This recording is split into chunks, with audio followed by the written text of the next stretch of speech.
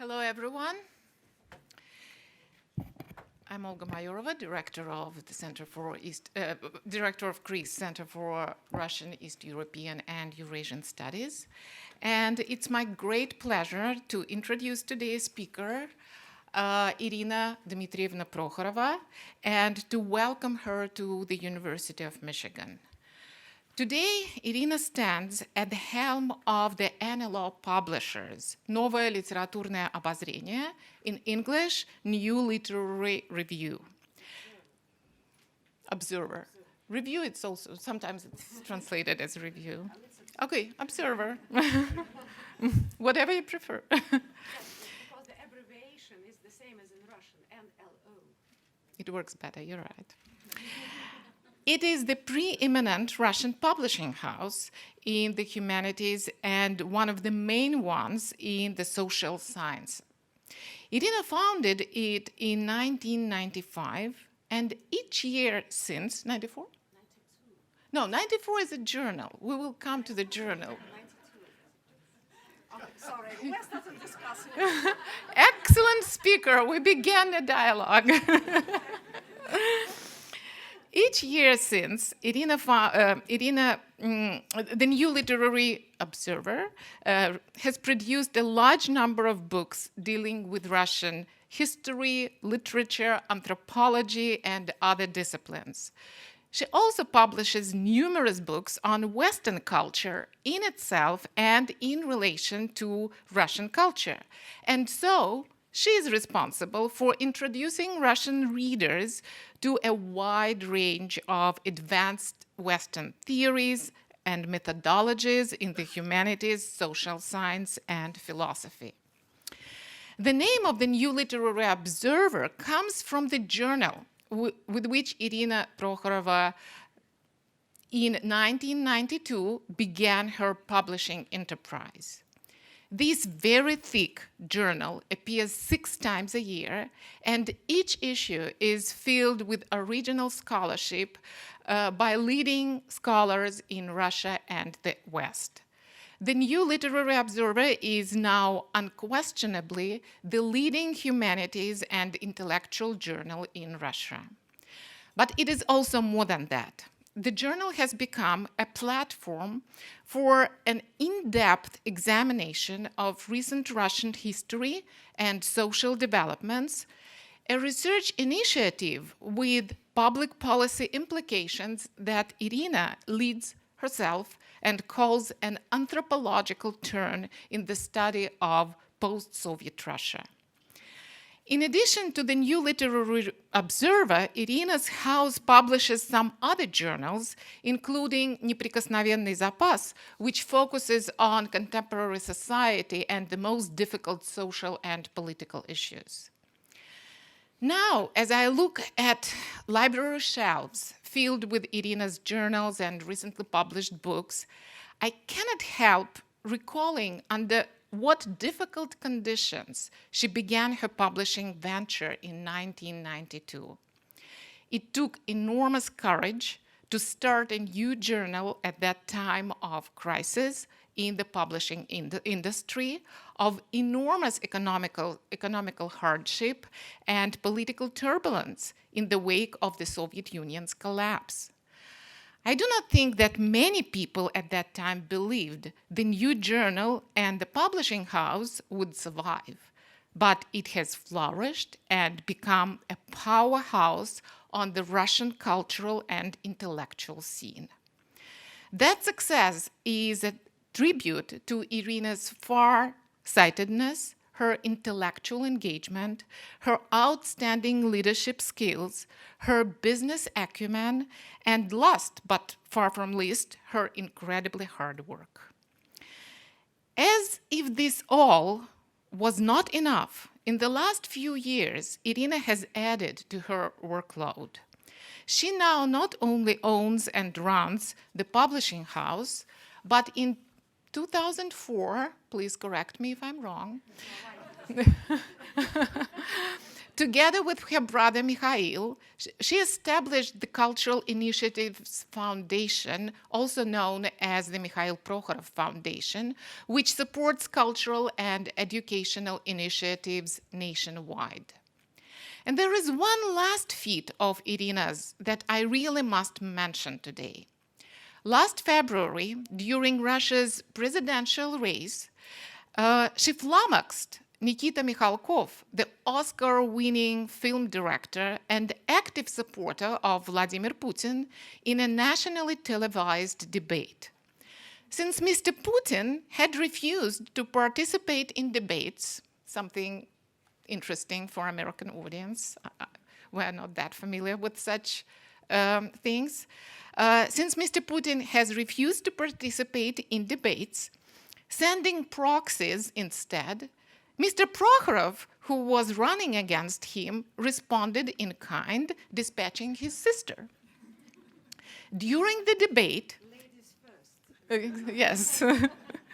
During the debate with Mr. Mikhalkov, Irina lamented the neglect or criticized the neglect of provincial culture and regional libraries in Russia during Putin's tenure.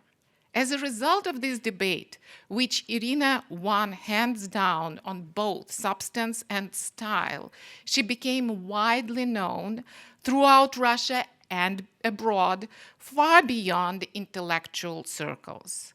Twitter exploded during and after the debate, and Irina was called the Russian Angela Merkel. And there were calls for her to become a minister of culture. She has since become a fixture at the street protests taking place in Russia, and after the disputed December parliamentary elections, she published a book titled Angry Observers, which included first-hand accounts of election fraud. Irina has been honored with numerous awards, decorations, and prizes in Russia, France, and the US for supporting the development of new cultural institutions and initiatives in Russia, and for the promotion of Russian culture around the globe and cultural cooperation with the United States and some other countries. I can testify myself to how much Irina's activities have changed the intellectual landscape in Russia, how she created a forum that has strengthened and at times reinvented cooperation between scholars across the Atlantic, and how her visibility and significance in modern Russian politics is growing. Personally, I'm always impressed by her analytical skills and her ability to lead the Russian intellectual community towards groundbreaking topics and approaches. I'm thrilled to welcome Irina to the University of Michigan.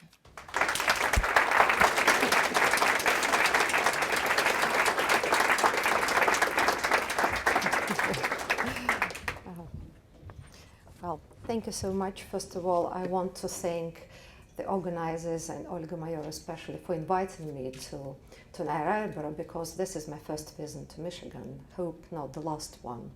And after, listening to such a harsh truth, thank you for criticism in a way. And, after such presentation, I'm very much afraid to disappoint you. So many compliments in a way. So I try to say a few words. My lecture or just my talk will be devoted to contemporary Russia. And I thought that probably we could title it as To Understand Russia with Mind. So I'll try to explain based on my being a witnesser and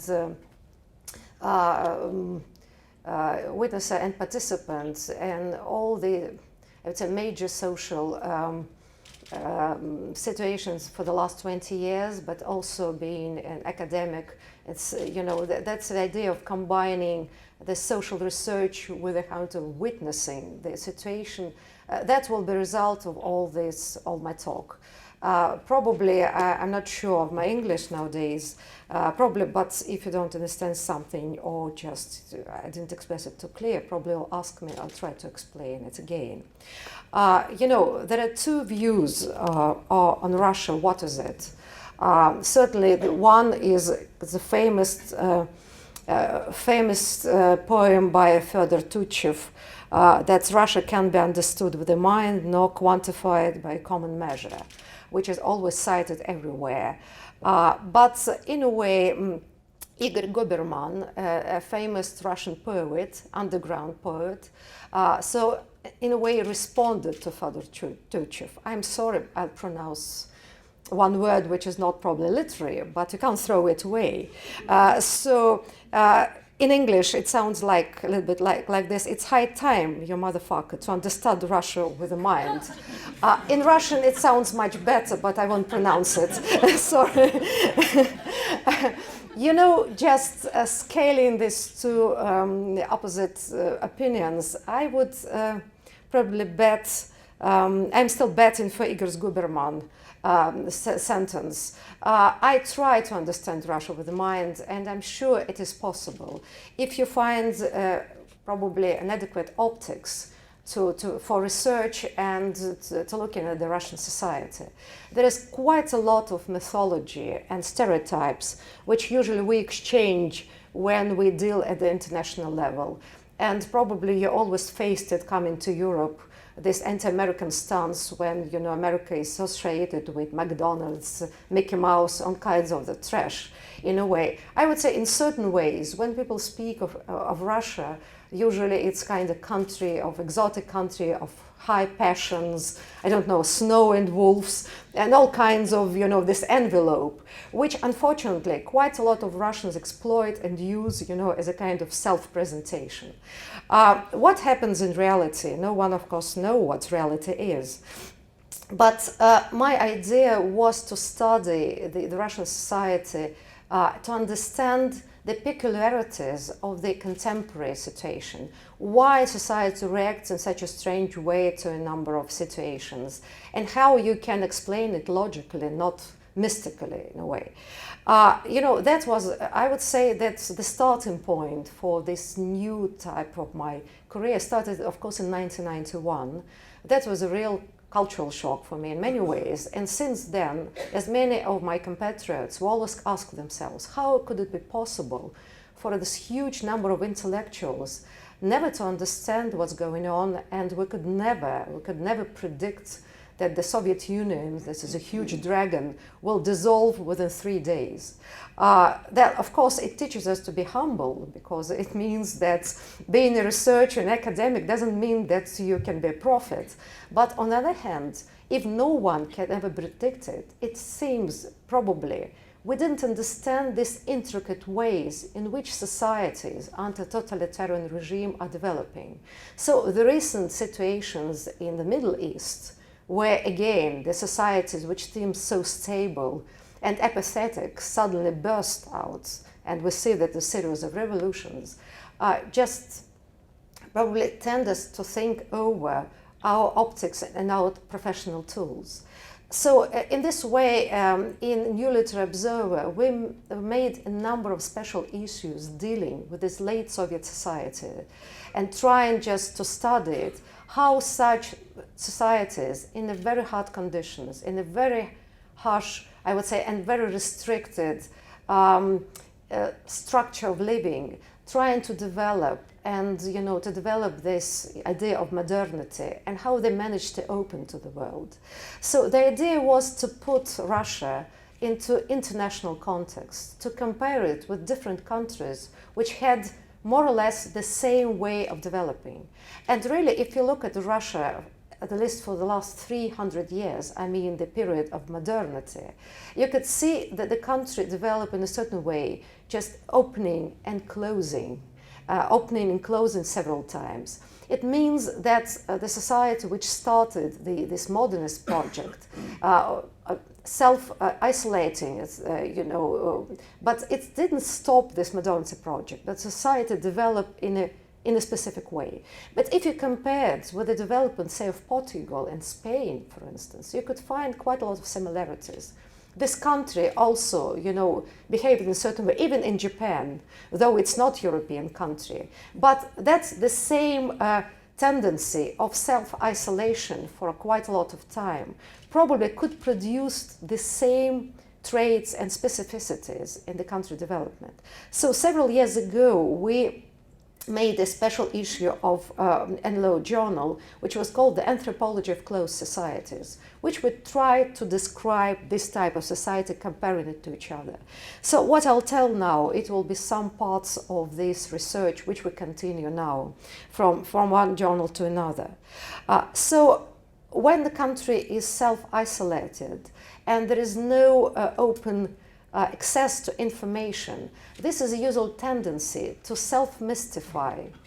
This is self-mystification. And if you look at the Russian, all these questions, who we are, where we go, what to do, what to be done, who is guilty, so on and so forth, you can see this is right-rating questions always appear, at a certain moment of transit, where the country is absolutely, don't know what's going on, what happens in a way. But if you compare it, I witnessed myself being in Spain, in Portugal, they have the same set of questions in a way. The loss of identity or this flexible identity is a very typical of the closed societies. So again, nowadays, we see the same tendency where the society starts asking again who we are, where we go, and all this mythology of being neither European nor Asian, but something in between. In a way, this is a kind of mystical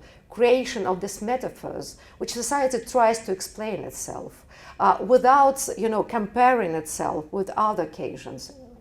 And I would say self-mystification and I would say this closure of society produces a number of compensatory mechanisms. And a kind of compensation, it's an attempt to describe itself, I would say, in emotional and mythological terms. I would say this is the lack of open social life. When, certainly in the Soviet Union, there was no possibility for political life because everything usurped by the state.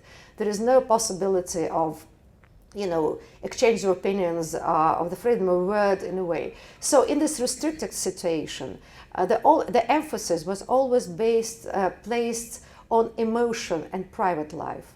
And all the stereotypes about, wild passions, that Russia is famous for passions. I would say, metaphorical descriptions. And if you look at quite a lot of production, both literary and non-literary, this is, just we're so opened, with hospital. We're famous for hospitality and unrestricted passions. And it's not only in literary things, but if you look at the political discourse, it's the same. You can see it in the 19th century, and quite a lot of researchers produced this, almost erotic, emotional political discourse, where loyalty is expressed through love, almost erotic fascination with a czar or something of the kind. And interesting enough, I would say if you compare these rhetorics in the contemporary society, you can understand better the fatal mistake of the reformers of the early 90s when they tried to change this discourse and speak in a so to say Western way about economy, about all kinds of rational discourse type things, in a way. Somehow the society didn't understand them. Somehow it was great mistrust to all these new types of rhetorics. And when in 1996, when Yeltsin was again, was in the presidential race, somehow they changed the topic, and the motto was, please vote by your heart and with your heart. And this emotional logo was very much successful. So in a way, if you look at the contemporary political scene, you can see that the most successful politicians are those who overestimate and abuse these emotional rhetorics all the time. And it's tradition very powerful. Of course, with with a new generation of young politicians and political active people, the situation is changing a little bit. But still, I would say, this tradition is still very visible and very powerful. I would say the second characteristics, yes, and speaking about the emotional things, I would say it was interesting to compare. We had a number of articles dealing with this. In the cultural sphere, this is, I would say, proliferation of all kinds of, if you look at the musical tradition, this is the great favor of so-called romance. This is melodramatic songs, you know, about the tragic fate and love, which the fashion for is very stable from 19th century till the 21st century. And you can compare it, for instance, from the Portugal fado songs, which are also very popular and somehow the stem of Portugal culture. If you look at the Spanish musical culture, the same flamenco, all kinds of this emotional singing and dancing, and gypsy songs, which are so popular in Russia in a way, they compose a very interesting self-identification. We had a number of researches done dealing how the Soviet society self-identified through popular songs during the Soviet time. And it's interesting to see that though the Soviet regime tried to push forward all kinds of, you know, military marches, you know, military songs, all kinds of this, you know, brutal, mobilizing songs in a way, the Russian public somehow preferred these idyllic romances. And it was quite a lot of complaints, by the way, even during the 30s and 40s and 50s, from the ideological people saying that in spite of all our efforts, the concerts are composed in such a way that the majority of songs, some lyrics instead of patriotic songs, because the audience don't want to buy tickets on the patriotic things in a way. So interesting enough, this, I would say, emotional you know, emotional culture became a substitute for kind of a social activity. And if you look on the other side of the medal, I would say, I would call it a compensatory mechanism for social non-mobility in the Soviet Union, because people somehow were almost serfs in a way. They couldn't move freely from city to city to find work there in a way. So this kind of imagery geography started developing somehow. And if you look at this pride of a huge territory in itself as a kind of, I would say, national identity, with it's the biggest country in the world, you know, the greatest, the biggest mountain, all kinds of things. This is a very important thing, and interesting enough to compare to the other cultures. By the way, I couldn't reproduce it here, unfortunately, but in this special issue, we published a very interesting illustration. That was this map of Portugal during Salazar regime, which was in every school. And it was a funny thing because it's this map of Europe where Portugal, you know, it's quite a small place, I mean territory in a way. But they took all their overseas colonies and overlapped on the map of Europe. So the border was just near Russia. So in a way, these overseas colonies, you know, occupied the whole Europe. And, you know, it was written there, Portugal is not a small country.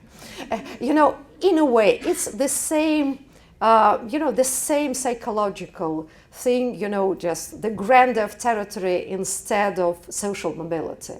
And you can understand now that why the contemporary Russian society is so painfully reacts to any hint that part of the country could be taken away from it. So this kind of, you know, trauma is very embedded in the consciousness of Russian society. I would say the result of this closed and isolated society was also that the private sphere became, I would say, a substitute for any social sphere, and in a way usually functioned as a cultural institute in a way. Because if you look at the situation, especially post-war Soviet society, the majority of society started opposing the Soviet regime not through political acts. It was only a small group of courageous people, I would say rights activists or dissidents, they were called so by KGB people, who tried to oppose it, speaking about civil rights, all kinds of things. But the majority of society, which on the ideological level seemed to be rather loyal, or at least imitated this loyalty, they opposed this situation by extending the realm of privacy. First, they fought for independence of the family, just don't get into the family, we want to live whatever. But all these so-called Soviet kitchens, worked as a kind of social institutions. That was partly cafes, kind of political salons, where the news were reproduced and transmitted through this thing. And if you look at this, you'll understand the peculiarity of political movements in contemporary Russia. I would like to remind you, probably you know, that's one of the most organized movements, social movements in Russia now. This is the union of cars owners, I don't know how to turn this, but motorists movement. So that nowadays quite a lot of people managed to buy a car, which was a kind of item of luxury and a higher standard in the Soviet Union. So still having a car, it gives you a kind of, additional pride. Now you have a car, just you're a real great person anyway. But it's not only that. It's not only that, because car is associated with a private space. And so all this type of legislation of the late years trying to suppress this movement, or just, there are quite a lot of awful legislation with, quite a lot of fines, for driving this and that way, in a way. And so this fight for, I would say, the freedom of cars, it's a fight for liberty, in a way. It looks very strange because there are no political issues there. But in a way, if you know the Soviet society, you'll realize this is really a political movement, in a way. I would say probably it can be explained, the notion of so-called intelligentsia, which is the core of all the national debates. What is it and how we can define it? And from my point of view, of course, the appearance of intelligentsia in the second half of the 19th century, certainly that was the developing of the civic and civil society in Russia. Of course, because the social sphere was so much restricted, this emergence of this group of people of different social stratas was first of all based on the set of values. Through new set of values, people so identified them, this is a new society. And interesting enough, in the 90s, the word intelligentsia sounded very out of date.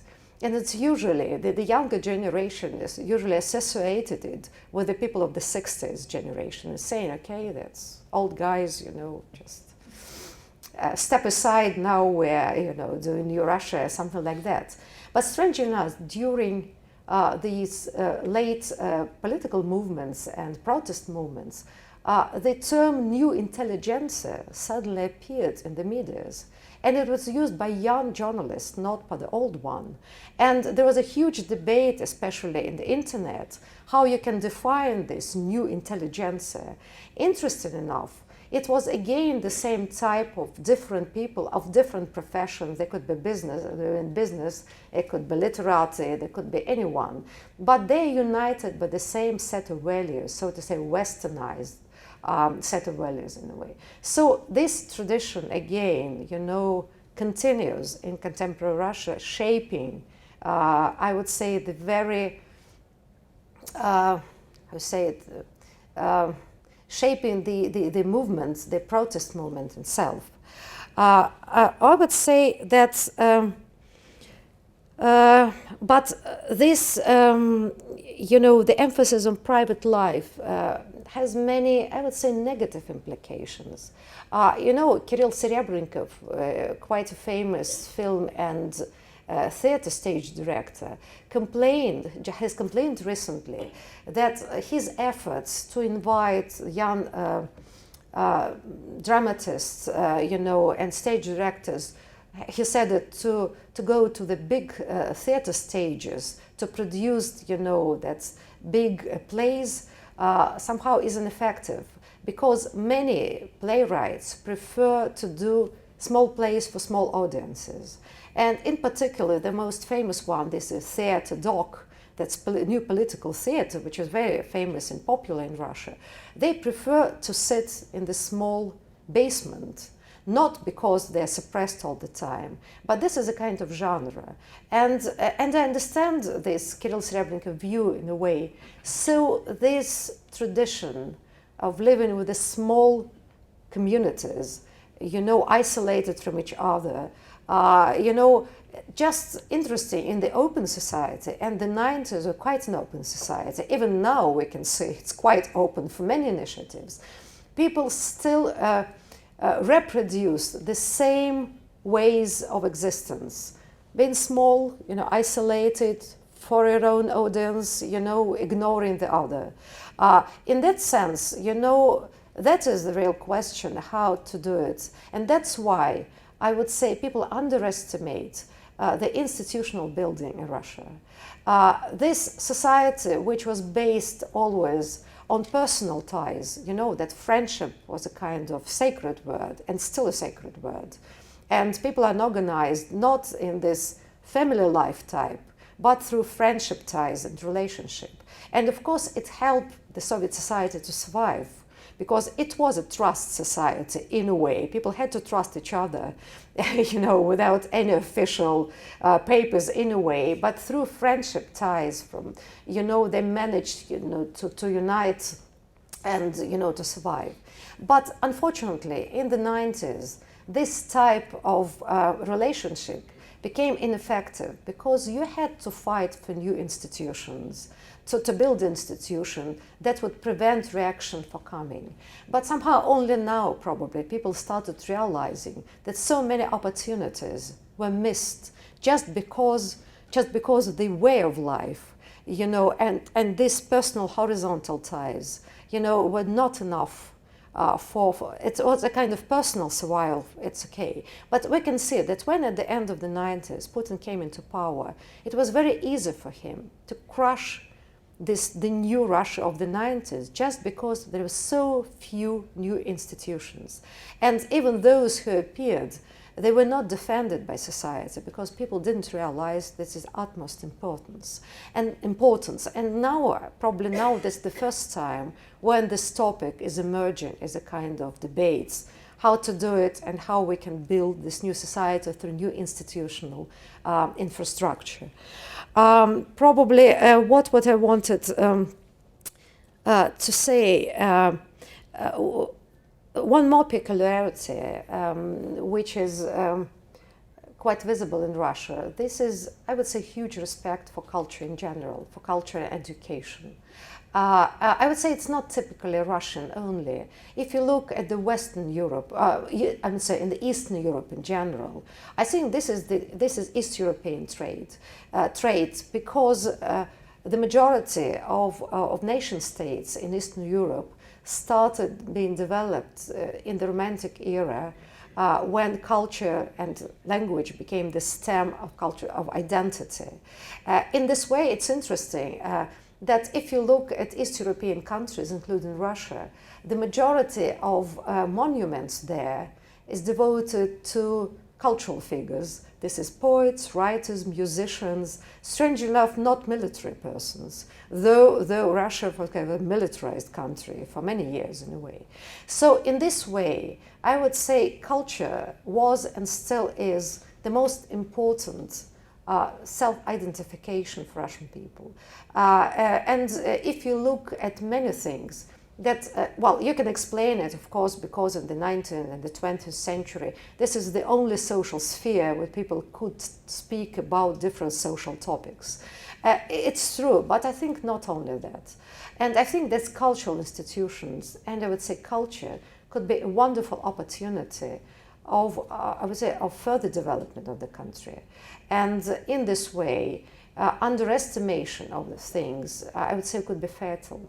And if you look how the contemporary Russian society is developing, that we discussed it yesterday, by the way, that I think that 70% of school graduates try to enter the universities of high schools. In a way, probably because always culture was a kind of social mobility for many years. It gives you status, it gives you another profession, and it gives you, it gives you somehow a new existence.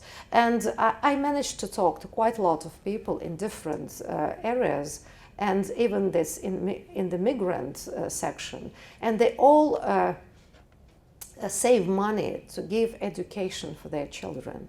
And I think it's very important. You can't ignore it. That's probably, if I speak about positive future of Russia, probably that will be, that will in the field of cultural development, of creating cultural intellectual hubs throughout the country. And I would say what troubles me, these attempts to crush this, I would say, cultural identity in many ways through quite a lot of, I would say, experiments in educational field without realizing the importance of the things. And I would say total neglect of culture, especially during the Putin's time. Of course, in the 90s, it was very difficult to support cultural and social initiatives, but at least no one troubled us. We were absolutely free to do many things. And quite a lot of non-governmental institutions appeared. Quite a lot of new institutions, especially new schools and gymnasium, appeared during the 90s, in spite of the fact that the country was very poor. And we could see that in 2000, quite a lot of these initiatives were either strangled or just neglected. And I think that's probably the greatest problem of the contemporary Russia, not only oil prices or some other things in a way. And if I say I see my mission as a publisher or a benefactor, and now say I became a political figure somehow, it's strangely enough, I can say that they promote the idea of culture as a kind not only psychological, intellectual, but I would say economical tool of developing Russia. And we know this new cultural technology can regeneralize many stagnated areas, not only in Russia, but all over the world. So I'm speaking too long, I think it's 40 minutes I'm talking. Probably it's time to to stop my speech, and probably you will ask me anyway.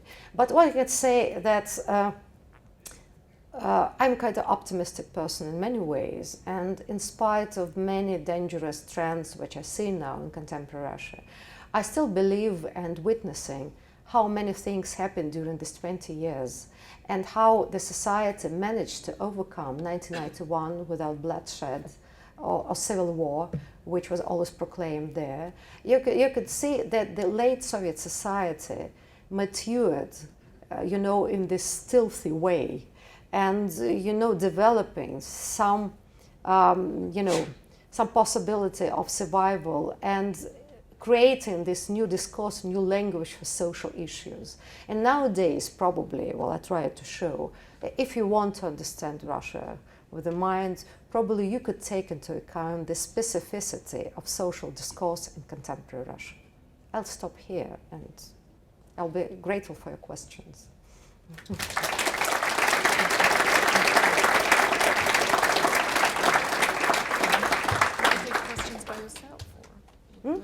Yeah, of course, but if you have any questions. Yes, please.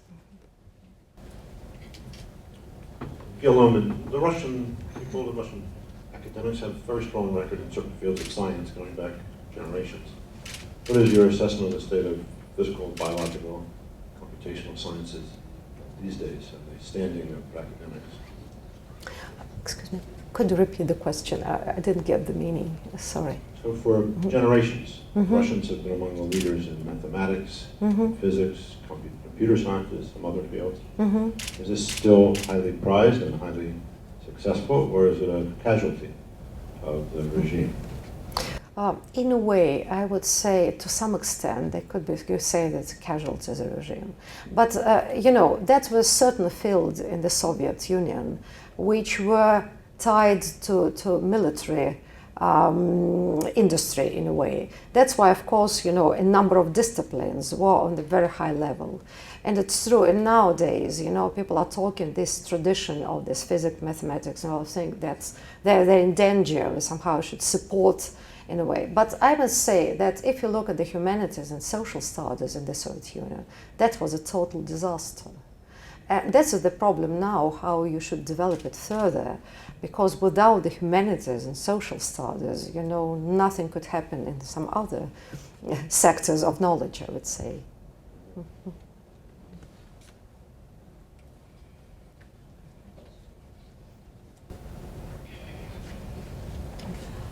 I hear from many sources about censorship issue in Russia and also about corruption, that all media in Moscow and central cities are very corrupted and everything is controlled.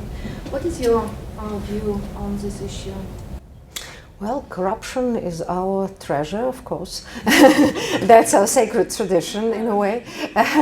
Yes, there are quite a lot of cases of corruption, and I would say that when I didn't touch this topic in a way, but I would say corruption was the stem of the Soviet regime.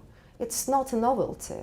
I would say it became much more visible because of the huge criticism in media, starting from the early 90s in a way. And this is the problem, how to deal with it.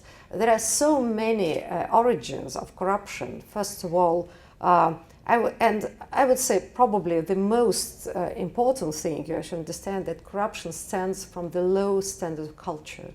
I would say that people in power, if you look, the problem of the social mobility, which are very scarce, because if you look at corruption from this point of view, if you look at our militia, or now we have police, but changing names doesn't, change the essence in a way.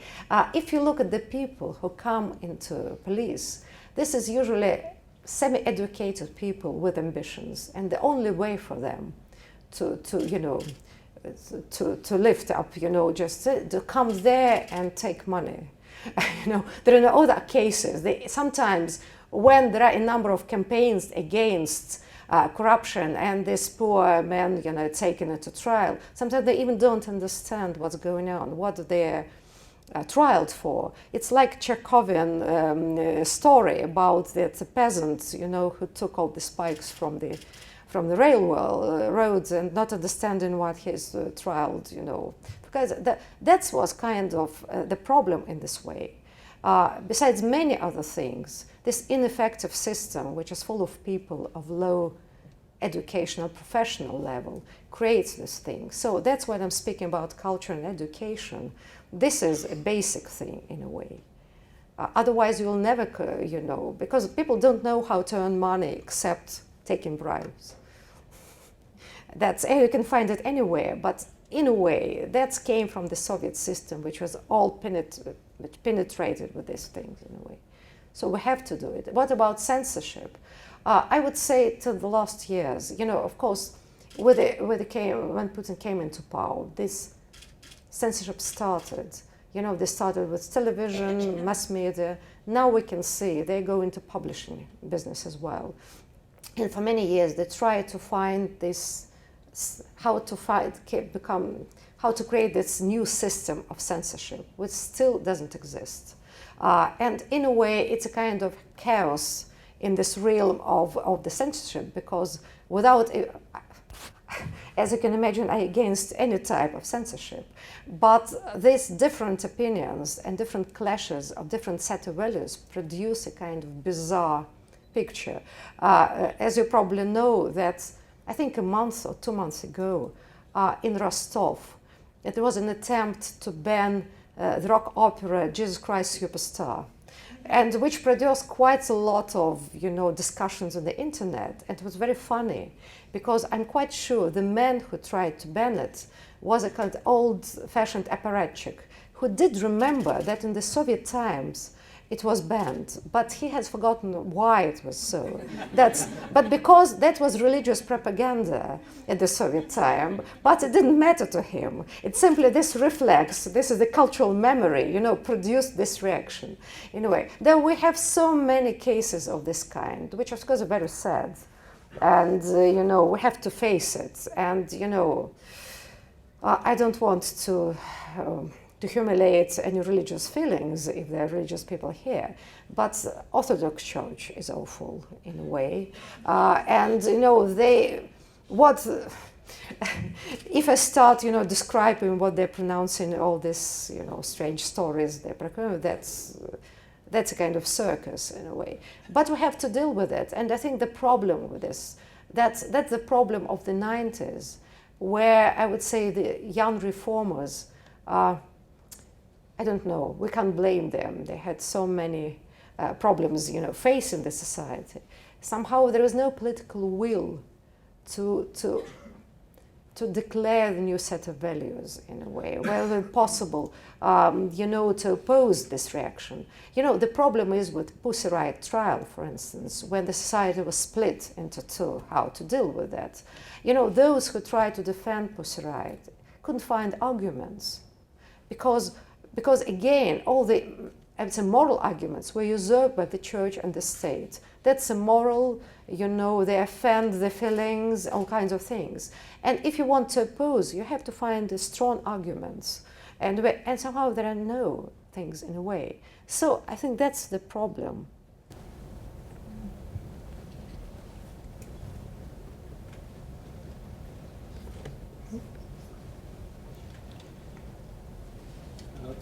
There have been extraordinary gifts of the Russians in music, theater, and dance, and we've been the beneficiaries here over a century of Horowitz and Rachmaninoff who visited here.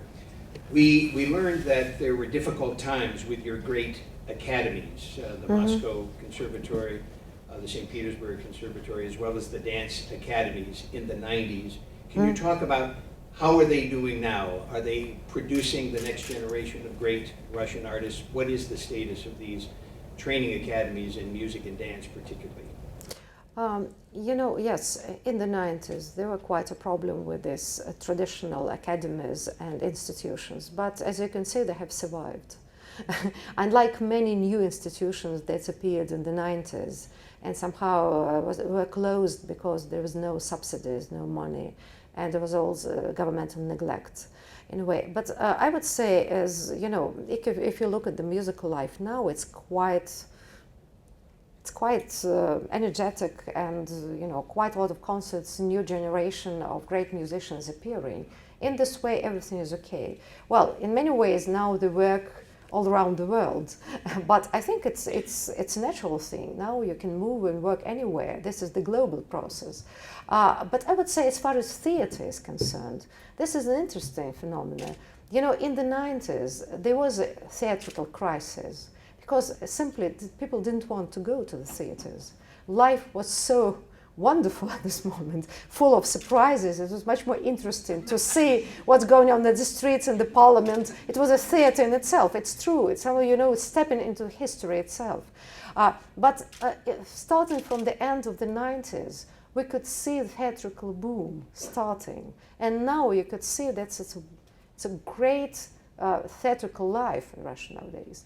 And when it started, I said immediately, theater, as much as poetry, is a very, it is sensitive to social changes. So if theater is going up, so something is going in political sphere going down. And it's true, that to see that now theaters are full of people, and again there's quite a lot of political things going through the theater and cultural life.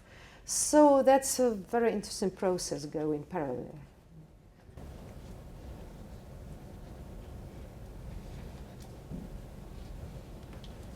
Could you speak to Russian nationalism? What is the flavor of it today, and how might it differ in different parts of the country or different economic classes? We know that there has been a strong tradition of Russian nationalism, and I think Mr. Putin is playing heavily on it. It probably has something to do with what you talked about, the closed society and looking inward in the private life. But I really value hearing your thoughts on where this might be going in the future, and maybe where you'd like it to go and where it may be going. Yeah, well, this is speaking about nationalism. It's a big topic, and probably Olga Mayorova is a specialist in nationalism. Probably she will can tell you much more. You know, I think yes, this is a very dangerous tendency which is growing because it's supported from above.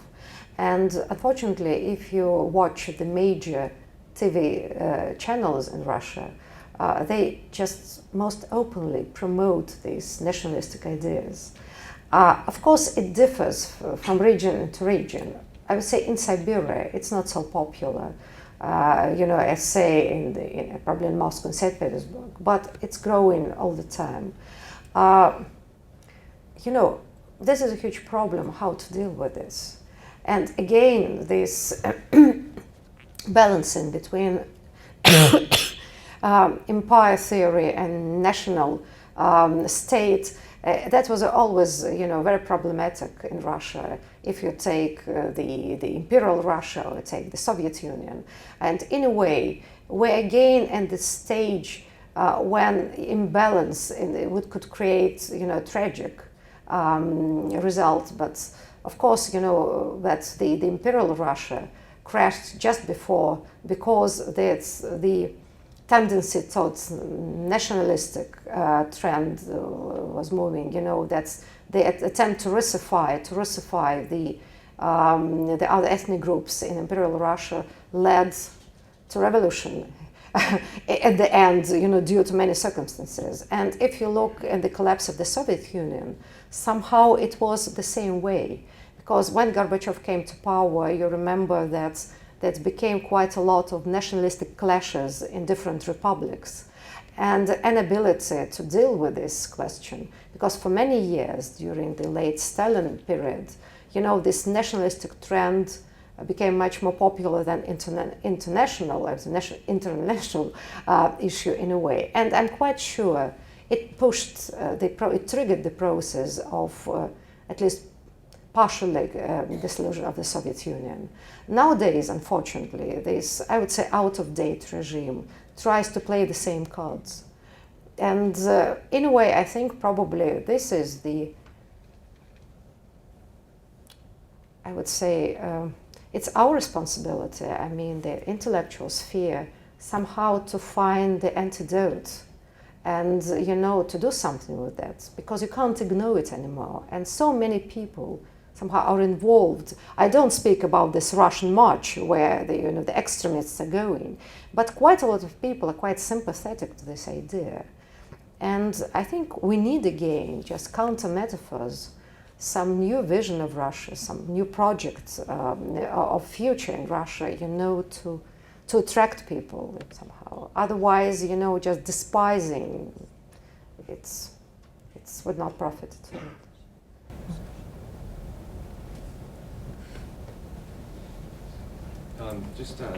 Given the state of the current state of affairs in Russia, with the continued endemic corruption and the continued prominence of oligarchs in Russian society, what would you say is the state of the Russian middle class, especially since the fall of the USSR, and then also since Putin's rise to power in 2000? Has the middle class grown at all, or is it shrinking, or what is the state of the middle class in Russia as of today? Yes, I would say, as far as middle class is concerned, you know, it's always an interesting problem. Who could you name such a way? You know, starting from the 90s, there always, you know, a debate how you can define this middle class. What is it? And, you know, the attempts to deal it in so-called westernized terms didn't produce any effect. Because I think, in a way, I'm not an economist, so I'm afraid to talk about this for long, but in a way I think that probably that was the peculiarity of the Russian situation. You know, that fighting middle class in a realm where there was no such term in a way. Strangely enough, I would say during this last protest movements, you could say that probably what you call middle class in Russia probably could be associated with this new intelligentsia in a way. And the parameters are different. But if you speak about that middle class in this as a classical term, of course this sphere is shrinking because business is jeopardized all the time. And strange enough, all these metaphors about oligarchs of the 90s, it's kind of stereotypes. They do not exist anymore. Somehow, but still there's, the scarecrow is always appearing during all kinds of elections, saying, that's Russian oligarchs are coming, and then again you rob you in a way. That's the two oligarchs nowadays, and this is ruling clique, which is somehow, obsolete and now knows the names, but in a way. So there is a problem for business in Russia to survive. But in many ways, I would say, yes, the corruption and raiders, endanger all the things. But in many ways, if you take it aside, working in the regions as benefactor, giving grants for all kinds of cultural initiatives, I could say one of the problem is that people were never taught initiative, how to deal it. People are afraid to risk. And if even they have the possibilities to do quite a lot of things, you need this cultural training, probably psychological training, that people can risk, they can do it. If they fail, they can start it again. But all the whole tradition of the Soviet society, just sitting for all your life at your place and being, punished for any initiative, produced this kind of apathy, pathetic thing. But it's changing a little bit. But this is a hard work, and just to develop these new abilities.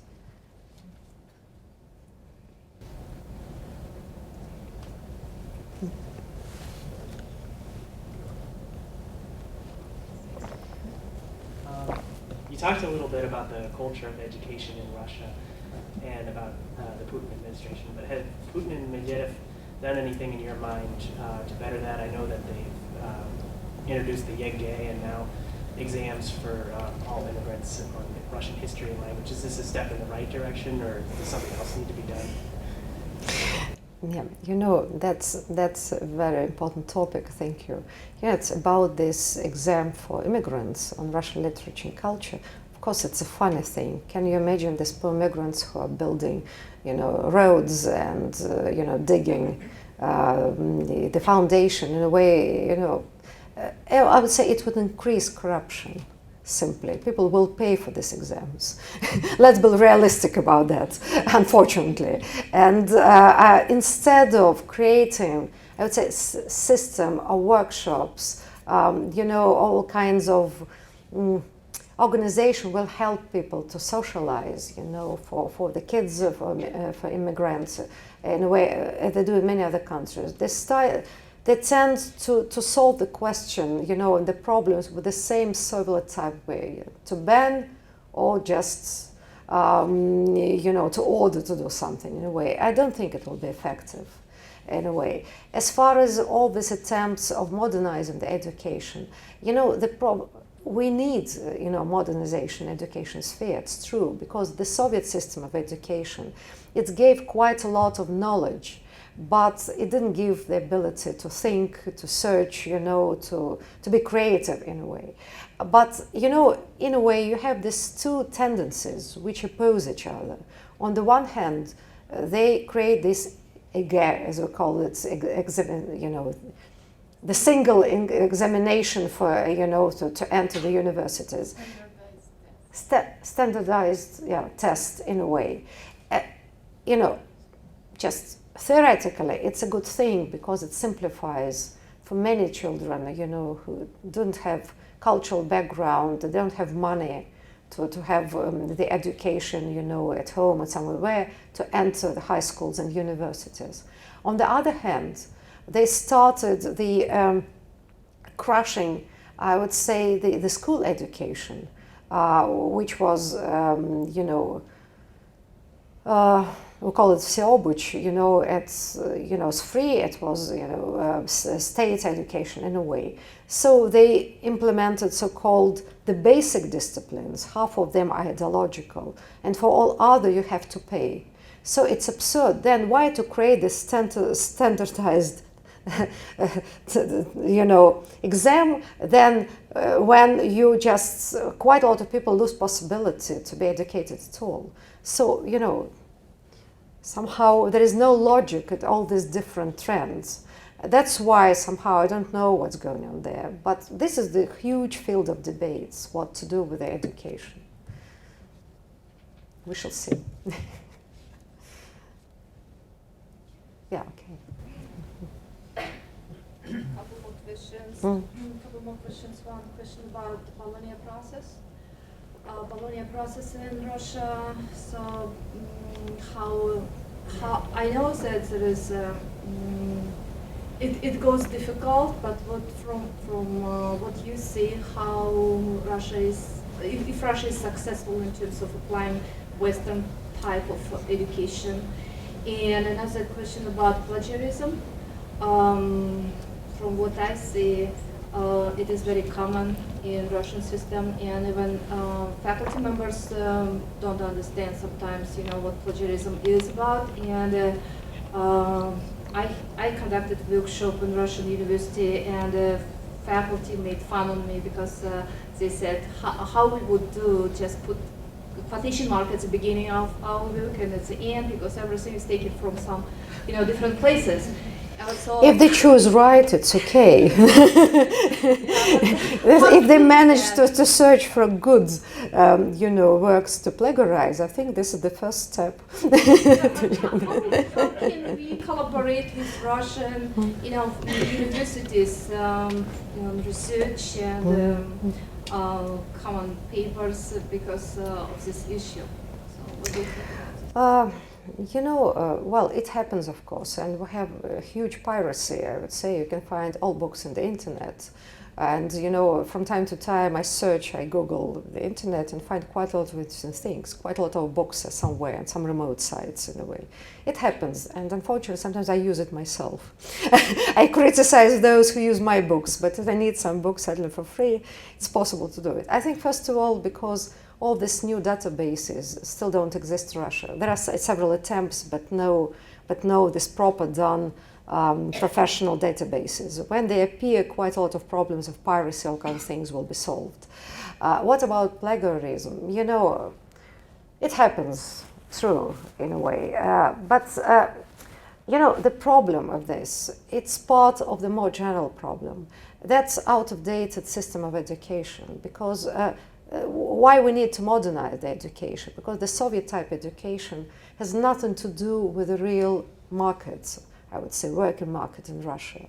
And that's why people realize that the only thing they need is to have high education. It doesn't matter how they did it, because, then they'll find work somewhere else and no one will ask them about their professional skills, in a way. And by the way, this is the Soviet thing, in a way, and because all education, especially in humanities, was ideological one. And it was absolutely a thing, people just entered the university, for instance, they graduated for it, and then started working in some other profession, but at least they had this, certificates in a way. So this is, I would say, a sad legacy of the Soviet system, which we try to fight. And I think it will temporary, but we have a number of good institutions where you have some partnerships. They're not, they're few, but they do exist. And situations change slowly.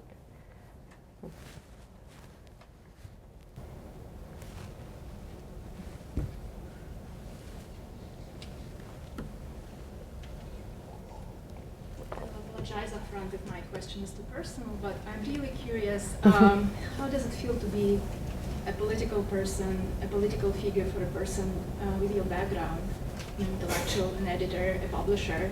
And also, I'm really curious, how did your life change after the debate with Nikita Mikhalkov? Did it change? And overall, it was a very interesting debate to watch.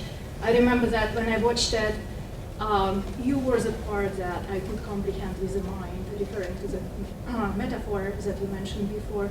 It was really hard to understand Nikita Mikhalkov and the side of the debate that he was representing. So I would like you to say a couple of words about it.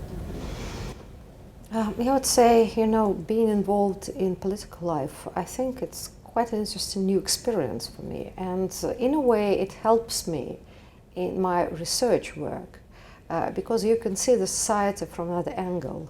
You know, being a publisher, it helps quite a lot because you're not only in the intellectual field, but you're in a practical thing. So you can see better, you know, selling the books in a way, how the site reacts and how the whole infrastructure works. You know, and if you look at the book market in Russia, how it's appeared in the late 80s out of nothing. You know, that was a ground zero. There is no investments, nothing. And it was interesting because in 1992 I became just personally involved creating a journal and publishing house. It was interesting to see how this new field is growing and how people found the ways, you know, to create the infrastructure in this amid the chaos. And in spite of all the talks about the economic crisis in the 90s, I would say starting from 1996 till 2002 probably, that was the golden years of Russian intellectual publishing. So in a way that it's helped me a lot, you know, to see how adaptive is society and how it's, you know, can manage and how very interesting peculiar forms of cooperation it creates. And the problem, I would say, of the ruling classes in Russia, historically and contemporary in a way, that instead of studying this, you know, every country in a way is rather unique, you know, creating their own ways, so to say, for democracy and, you know, modernization in a way. So instead of studying the reality, the practices, they try to implement some strange you know, non-realistic ideas about how the society should be. It's a kind of, I don't know, state idealism in a way, which, you know, helps to crush many initiatives. And so, how my life changed? Well, it's changed in a way. And because my brother just organized the party and he declared it, you know, 2 weeks ago. Of course, I'll be involved there. I'll be responsible for this program for culture and education, and probably will be involved in all, you know, kinds of campaigns, things. But I think that's a good idea, probably, you know. And my dream is to bring as much intellectuals as possible, as many intellectuals as possible into this field, because I think it will be a good combination of fundamental knowledge and practical skills, because usually politicians lack this vision and, you know, that's probably knowledge of history and things. And in many ways, intellectuals sometimes, not knowing this sad truth of life, sometimes produce very strange concepts without realizing themselves. You know, that was a funny thing because at the end of November, quite a lot of sociological people in sociologists and so companies that showed figures and, you know, claimed that Russian society is so apathetic, we could wait for 10 years when, you know, some kind of protest start. So in 2 weeks after this declaration, you know, that protest movement started in Russia. So in this way, I think, yes, certainly, it's impossible to be a prophet, but I think probably these incongruences appear just because these two different types of activities are always divided. We shall see. Could be an interesting experiment.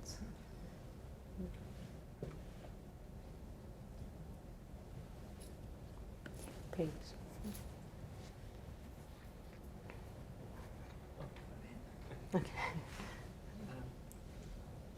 Let me start by saying that I probably share your political and cultural positions, and everything that you expressed here resonates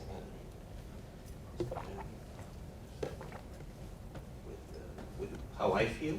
But I would like to ask you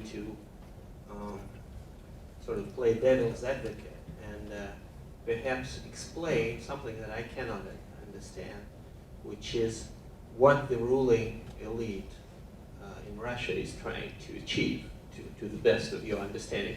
And please don't reduce it to just trying to hold on to power and get rich and so forth. These are smart people. They have something in mind. Probably, let's just give them some respect.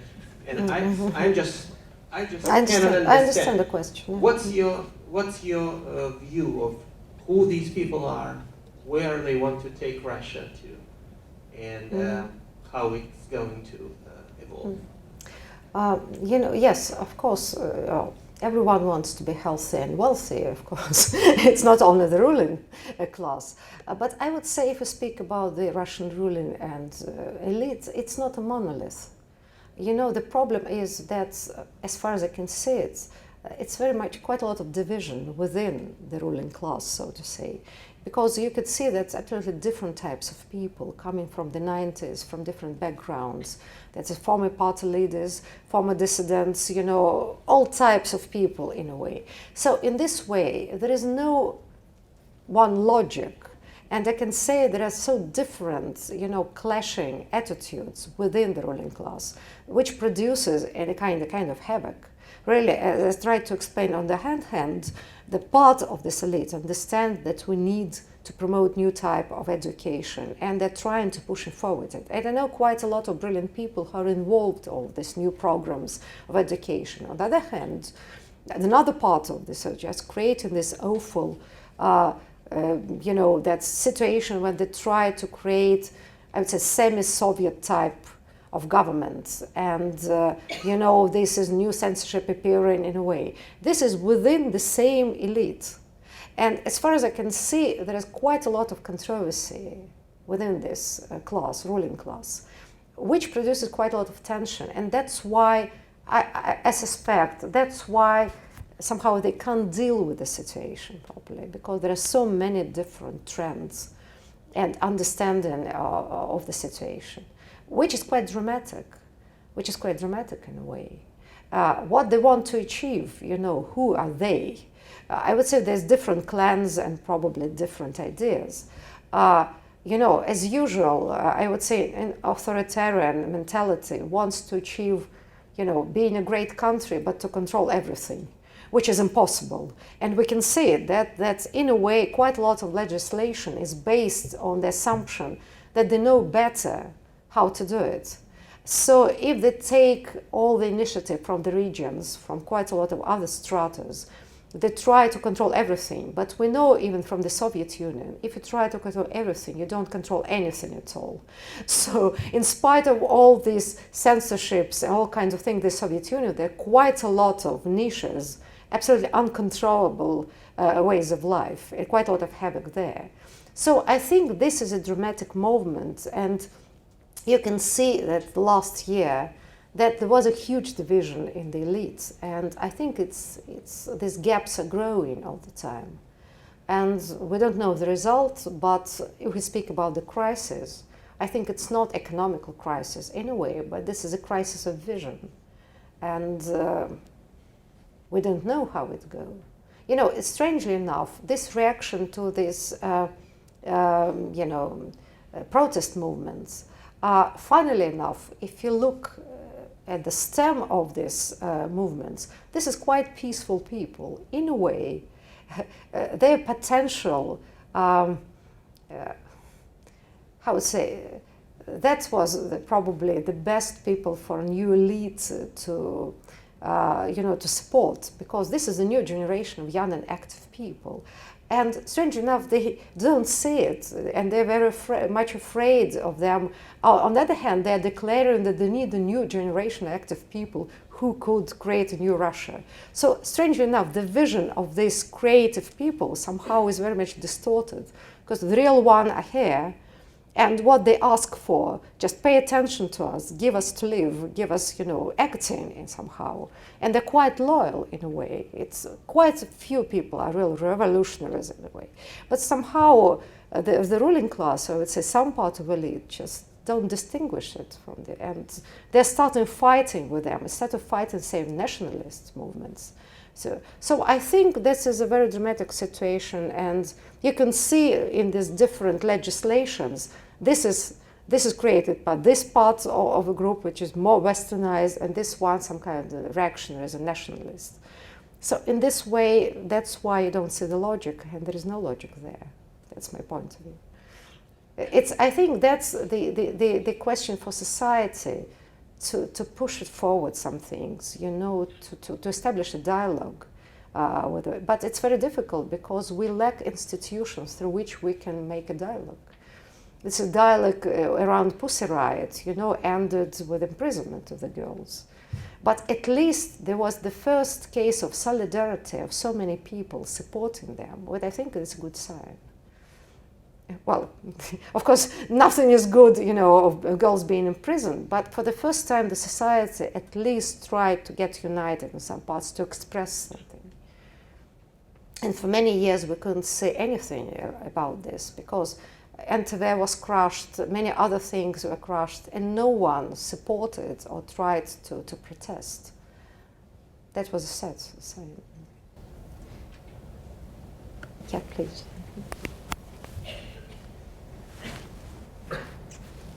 You mentioned Pussy Riot, and a few weeks ago we had Pavel Hodorkovsky here. It seems to me what you and your brother are doing is very courageous, and I wondered what you think about the risks and dangers in being in opposition or in a critical stance. We do think, we understand the risks, you know, but in a way, you have to risk to do something, you know, whether you open your publishing house or creating your, you know, some political movements. And in a way, I don't want to boast, no, it's always risky, but starting from the late 80s, we risked all the time.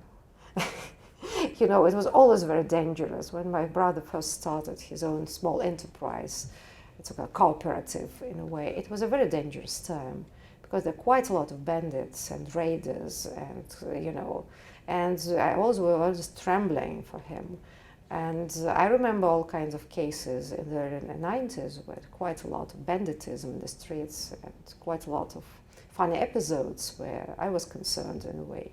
So, what we have to do? We have to risk.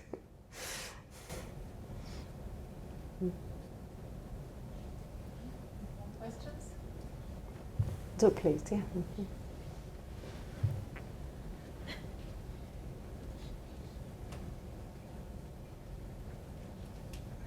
As an undecided student, my knowledge is not that great, I guess, in what is going on there, but I still have some curiosity. So, what is your thoughts on the impact of, I guess, internet and the new social media in the public discourse and in Russia? And what do you think? What kind of mood does it kind of convey when it comes to cultural and political ideas, considering the specific context of the Russian situation? You know, but I think that internet and all these networks are very important for Russian civil and civic society.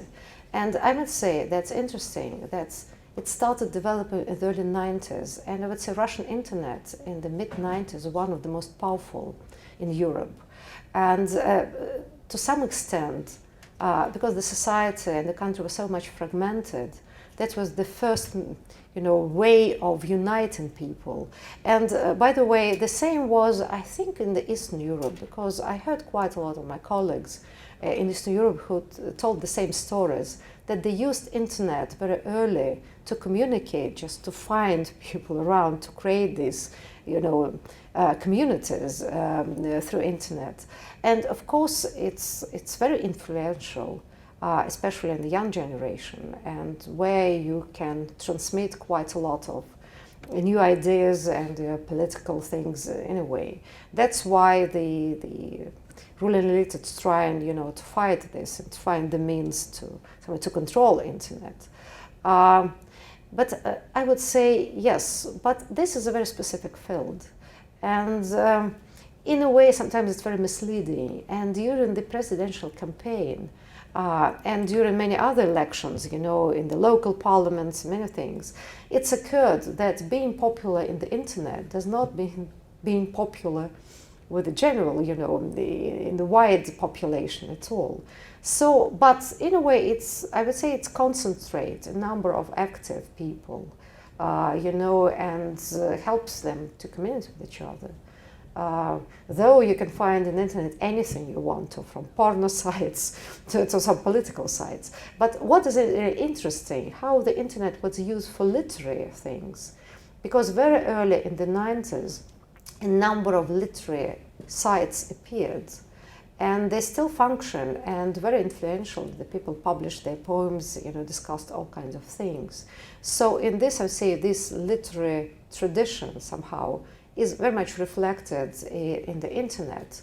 And unfortunately, this open space site, which was the most influential cultural and social stuff, it was closed because the owners stopped subsidizing. But for several years, for instance, that was the leading media for all cultural things, and they were reviewing quite a lot of things, there were quite a lot of debates. That's why I would say that internet, you know, I would say the problem is that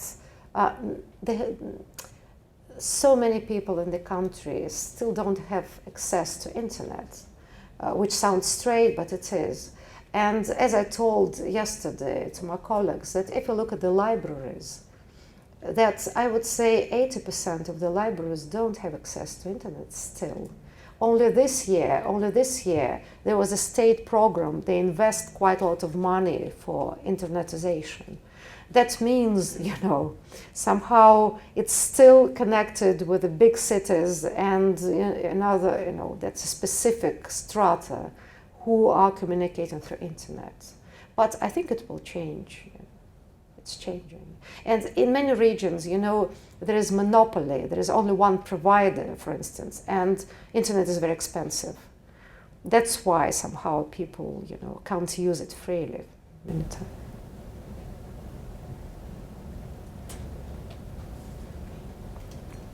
I think it's time to thank Irina for this rich and engaging.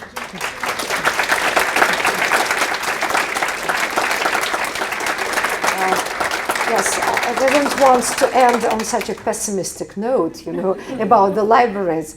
But I would say, yes, there is a dramatic situation in Russia, but life is unpredictable in both ways. So we had one miracle of 1991. Probably we shall live to another miracle as well. Thank you. Thank you so much.